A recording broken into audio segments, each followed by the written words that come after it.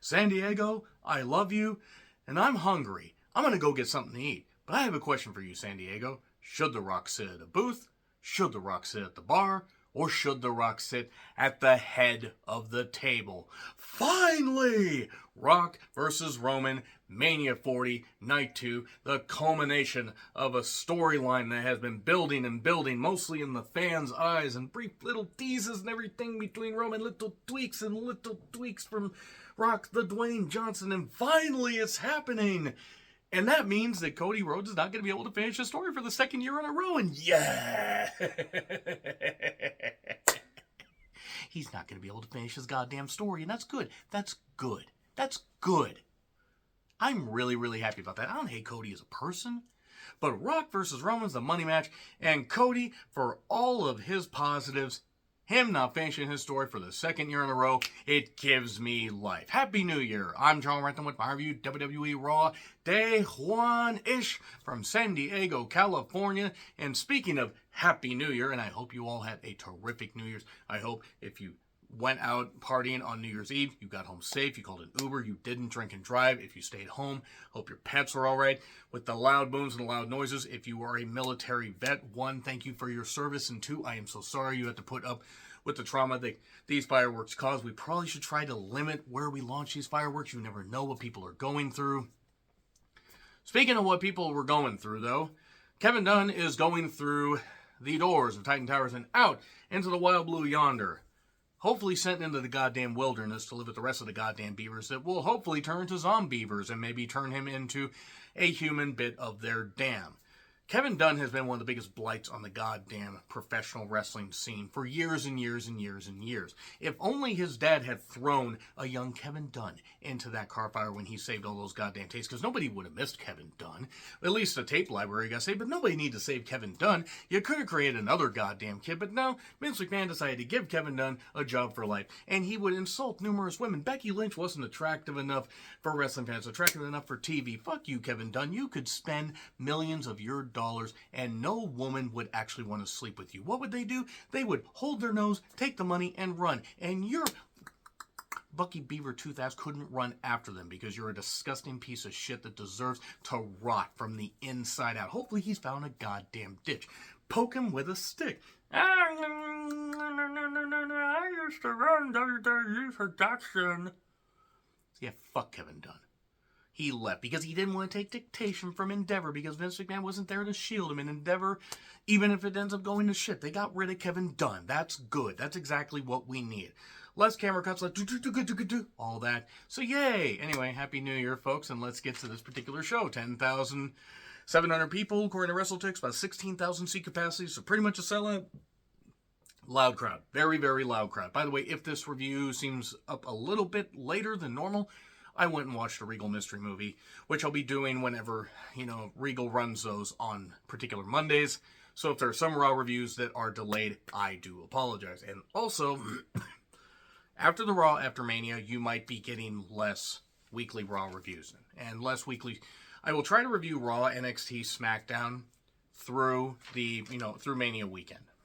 And into the week after Mania. For this reason.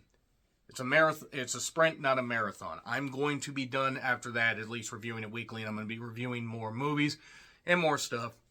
And if I do sound like I'm a little bit under the weather, I'm getting over a cold/bout with the flu. Don't worry, I'm good. I've been taking care of myself, protecting myself, making sure to cover myself so I don't spread that, and I'm good. I'm getting better, but I may sound a little bit hoarse. Colin Barrett welcome us, and then they pitch to a package with Becky and Nia. Becky and Nia, the match starts with 7 minutes. 7 minutes into the program, that is, and Nia's completely lost, can't do anything. I don't care if she's gotten better. She couldn't have gotten any worse in the ring. Becky was carrying her, herniating every disc, blood vessel, and every capillary and everything in her body. And I know capillaries are also blood vessels. Fuck you. Nia Jax wouldn't know anything about that because she has a superior immune system, which hopefully gives out, and hopefully she has to go find something else to do. She won after punching and squatting pushing on Becky. Yeah, I wish Becky won. I had a feeling she wouldn't, and that pretty much soured me on the show. Now, there were some people that were really vehement. There are people that are really happy that Nia's back. That's fine. You can be happy that Nia's back. I, honest to God, hope with her science denying ass and the fact that she felt that her superior immune system was better. You better hope it is, Nia, because you're going to alienate yourself from a lot of people. And I don't care if she has lost weight. She's still sloppy, clumsy, and klutzy in the ring. And if she ends up, I'm going to say right now, if she ends up beating Rhea, if she ends up winning either one of the women's championships, I ain't going to review that show. I already sat through Jinder's run. Don't worry, more on Jinder. But yeah, Cody promo. He welcomes us. He is stuck on Nakamura. Stuckamura, as it were. Nakamura pre-tape. It's cool and animated. He is going to finish his story for him. And if Nakamura won anything, these pre-tapes would mean something. Kofi comes out in shorts. All right. So, Punk is going to return next week. Kofi and Jay against Imperium members, Vinci and Kaiser. This ended after a few minutes. It did, by the way, start 23 minutes after the previous match ended. And after a few minutes when Vinci got rocked, it seems like he's okay. He took a drop kick, and his head bounced. Hopefully it actually isn't concussed. He seemed like he was all right. He did tweet something out saying he was okay. That's good. He needs a little bit of time off just to avoid any, potential additions to whatever he suffered. That's fine. Glad he's all right. So then we get to holiday tour footage. MSG and Boston, so on. Miz entrance and a package on Ivy and Rhea. And Truth is out there. Instead of Judgment Day. Because Truth is just going to, do the awesome Truth thing and Little Jimmy and all that. And he was making Miz crack. Judgment Day members JD Duna, the man with the blockhead. That's who Lucy was talking about in Charlie Brown. Dominic starts talking. They are just jacking the mics around. I'm not saying the crowds aren't booing. It's egregious at this point. Truth got Miz to crack. They're going to have a tag match. They did have a tag match. It was more about the antics, and Miz pinned JD. So I got to say right there, Caden and Katana are in a rave. Chelsea and Piper show up. I would like to know who this was for, and I would like to know that if it's for you, good, but whoever in creative this was for, you need to be put on a watch list. Ivy makes her entrance, we go to break, and then I went off to the movie. I said, okay, that's it. I'm going to go to the movie. And I watched Founders Day, and you can find out how I felt about that movie by watching the review on the Real Honest Movie Reviews playlist. After watching 200 movies in 2022, 276 movies, and that was released within that respective calendar year, folks, I figure I'll just, maybe I'll stop at like 300. I mean, I don't think I can hit 300. I think I'm going to go nuts because this is Sparta. Rhea and Ivy had a match where the nerves were getting to Ivy. They really were. She was catching up a little bit later. It's a women's championship match. It was all right. Rhea was selling like crazy. Ivy did get some nice near falls, got hit with the Riptide 1, 2, 3. And then we didn't have another match for almost 40 minutes. Jinder shows up. Oh my God, the former WWE champion they talked about. Jinder is the worst WWE champion, by the way, ever.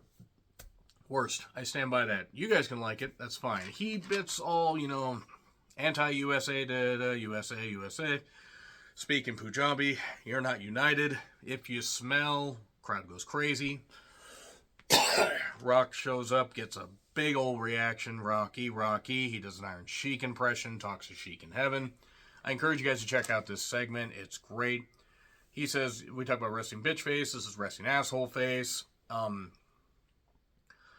if you were one of the Rock's movies, you'd be Baywatch. I didn't watch Baywatch. That's fine. Nobody did either. I saw Baywatch. Alexandra Daddario, I'll watch about anything she's in. Boy, howdy will I ever. Those fucking eyes are amazing. But yeah, Baywatch wasn't very good. I may actually have to go back and watch that. It wouldn't be a retro review, but watch some of the Rock's movies and see what the fuck was he thinking. I will say that Jinder had a few halfway decent lines, but Rock then resorted to doing the split crowd thing. Day one, douchebag. Day one, douchebag. And then he sung, some of the national anthem. I mean, it was like, but your balls aren't still there, and that I'm going to whoop your candy ass and all that. And he starts talking. Then we get a brief fracas. Jinder attacks him, takes off his jacket, and then Rock, dodges, hits a spine buster, people's elbow, hits him with his belt once, and then The Rock says that, grabs the mic. I love you, San Diego. Should I sit at the booth? When I go get something to eat, should I sit at a booth, a bar, or should I sit at the head of the table? Rock versus Roman. They could do it in Australia. They could. I hope they do it Mania Night 2. I just hope they do, because I'm sorry, just Cody not getting a chance to finish his story. They could hold that title on Roman for another year. Might as well break Hogan's record at this point. Hogan's 4-year run. I mean, I'm sorry. People act like, oh, Cody's the future. Cody's almost 40, guys. They need youth. They need youth. So anyway, huge pop from the fans. Do you think they're going to face off at Elimination Chamber? Bash in Berlin, it'd probably be Elimination Chamber, or Mania. Which one do you think? Shayna and Zoe took on Natty and Tegan for the, to build up momentum in the prestigious women's tag division. It's nothing against these four. Zoe was looking around and, looking around at day one, and actually remember when the first Mayan calendar was created, and she actually remembers when the Aztecs were helping build their sites that would later become ruins, and Zoe won by pinning Tegan in a match that didn't mean anything. Speaking of not meaning anything, Seth versus Drew, secondary World Heavyweight Championship. They worked hard. I'm glad that Drew's a heel here. Seth is a decent face. Later, we get a cash-in tease. Priest hits Rollins with the briefcase while Dominic distracts the other ref with another ref. Not sure where they were going with that. Drew hits the Claymore on the outside, around the outside, and then throws Dominic. Hits a Claymore, sort of, and 1, 2, but he ends up pulling Rollins' feet, rolling him up like that so his feet get on the ropes, and then Seth and him go outside. Announcer's table gets cleared off, rather, by Drew, and then Rollins and him battle. Priest and Dominic are just out. I guess they must have been hit with kryptonite. Yeah. And then Drew ended up taking a pedigree, got thrown back in, got hit with the stomp. 1, 2, 3. So there you go. That's it. That's it for day one. Again, guys, you're going to get occasional wrestling reviews, especially after, I hope to do through the Raw after Mania and the SmackDown after Mania. But I'm getting aware of weekly wrestling, and that's in both companies, is starting to test my patience.